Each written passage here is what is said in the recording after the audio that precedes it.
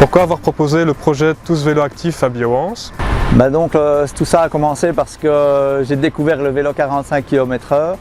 J'ai toujours eu envie d'avoir une moto. Après, je me suis inscrit au GRAC, une association des cyclistes quotidiens. J'ai commencé à recevoir des courriers à propos du vélo, notamment de ProVélo. Et j'ai découvert que chez ProVélo, ils faisaient un système pour essayer d'introduire le vélo électrique aussi en entreprise. En quoi consiste ce projet? C'est ProVélo qui nous envoie les vélos. Le choix du vélo est imposé, mais donc l'employeur participe pour 60%. L'ambassadeur va utiliser son vélo électrique pendant 2 ans et c'est l'employeur qui assume les dépenses.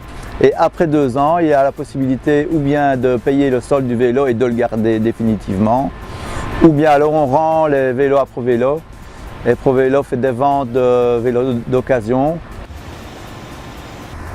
Quelles sont les différentes étapes du projet? Les différentes étapes du projet sont tout d'abord d'avoir mis en place un sondage au sein du personnel pour pouvoir être conscient du réel engouement et de la réelle nécessité de mettre ce projet en place. Une fois qu'on a constaté que 10% de notre personnel était preneur, il a fallu déterminer qui seraient les participants au projet, c'est-à-dire ambassadeurs et testeurs auxquels les vélos seraient mis à disposition. Ensuite, ces ambassadeurs et testeurs se sont engagés contractuellement à l'égard de ProVélo, ont accepté de rentrer dans les conditions de mise à disposition du vélo, d'entretien et de suivi. Une fois ça mis en place avec ProVélo, c'était alors à Bioance de prendre le relais pour soutenir l'implication de son personnel en mettant en place l'infrastructure nécessaire comme le conteneur, le système de pointage d'arrivée et de départ des vélos.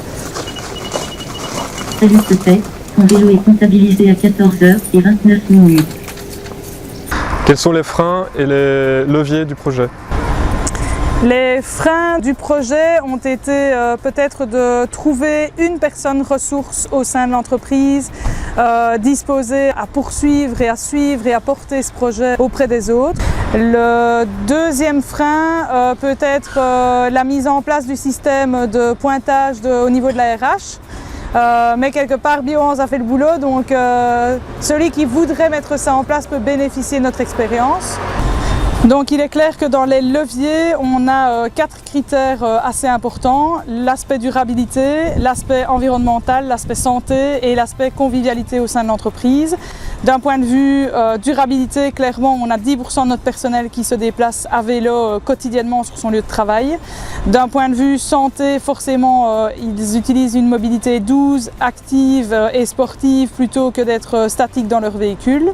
D'un point de vue environnemental aussi, sur une année, c'est 12 personnes qui se déplacent vers le site à vélo. Et d'autre part, il est clair que le projet a rassemblé un certain engouement au sein de l'usine, une certaine convivialité puisqu'on parle du projet, on partage sur le projet, sur ses expériences à vélo.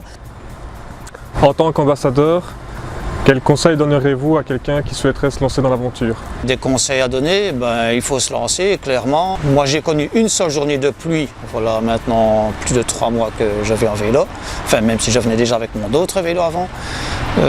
Voilà, c'était ce matin justement, pas de bol.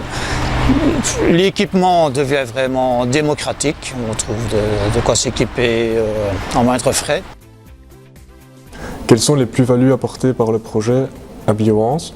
Tout d'abord, il y a un impact positif sur le dynamisme entre les équipes. Il y a une sorte de motivation à venir le plus souvent possible en vélo.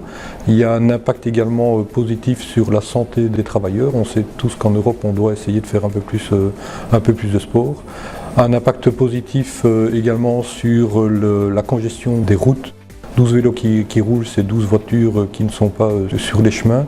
Quels conseils donnerez-vous à d'autres directions qui souhaiteraient mettre en place ce projet au sein de leur entreprise? Le premier conseil, c'est que le projet doit être porté par les travailleurs et ensuite supporté et aidé par la direction. Le deuxième conseil, c'est de penser aux aspects pratiques. Donc il faut un parking adapté, où les vélos soient en sécurité. Il faut des vestiaires adaptés, où on puisse faire sécher des vêtements. Il faut un endroit où on puisse recharger les batteries des vélos à assistance électrique. Donc c'est tous ces aspects ergonomiques qui doivent être pensés. Et pour les employeurs, ce qui est aussi important, c'est les aspects légaux.